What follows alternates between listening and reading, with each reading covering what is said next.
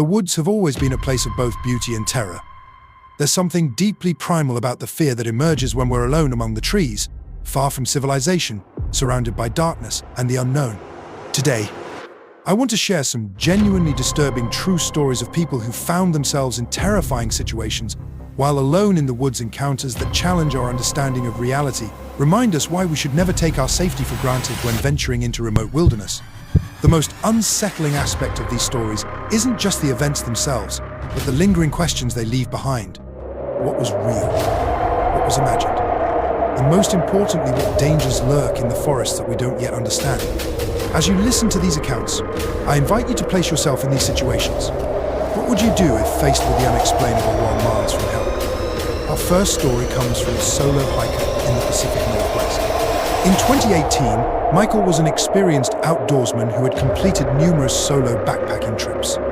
He decided to explore a remote trail system in the Olympic National Forest, a multi-day trek that would take him deep into one of America's most pristine wilderness areas. The first 2 days of his journey were uneventful, peaceful even. The weather was perfect, and Michael found himself completely alone on the trail, which wasn't unusual for this particular area, especially midweek in early fall. On the third night, he set up camp in a small clearing about half a mile from the nearest trail junction. After cooking dinner and securing his food in a bare canister, he settled into his tent around 9 p.m. Around 2 a.m., Michael was awakened by what he described as a sensation of being watched. Any experienced wilderness traveler knows this feeling, that primordial instinct that signals danger. He lay perfectly still, listening. The forest was unnaturally quiet. No insects, no rustling leaves, just complete silence. Then he heard footsteps. Not the four-legged gait of a deer or bear, but distinctly bipedal, human-like steps circling his tent.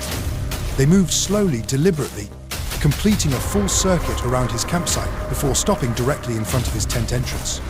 Michael reached for his flashlight and knife, heart pounding. The footsteps resumed, now accompanied by what he described as a low, guttural breathing.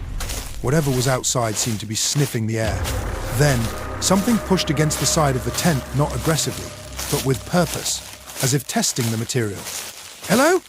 Michael called out, his voice barely a whisper. "Is someone there?"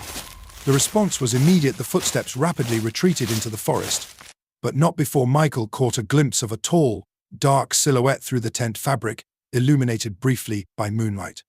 It was unmistakably upright, but moved with an unusual gait. Michael didn't sleep the rest of the night. At first light, he packed his gear and headed back toward the trailhead. Before leaving, he examined the area around his tent and found something that still haunts him today, a series of footprints in the soft earth. They resembled human feet, but were significantly larger and had an unusual toe configuration. The stride length between prints suggested whatever made them was exceptionally tall. What makes this story particularly disturbing is that Michael later learned from local rangers that 3 hikers had gone missing in that same region over the past decade, with no traces ever found. The rangers dismissed his account, suggesting it was likely a bear or his imagination. But Michael knows what he saw, and to this day, he refuses to hike alone.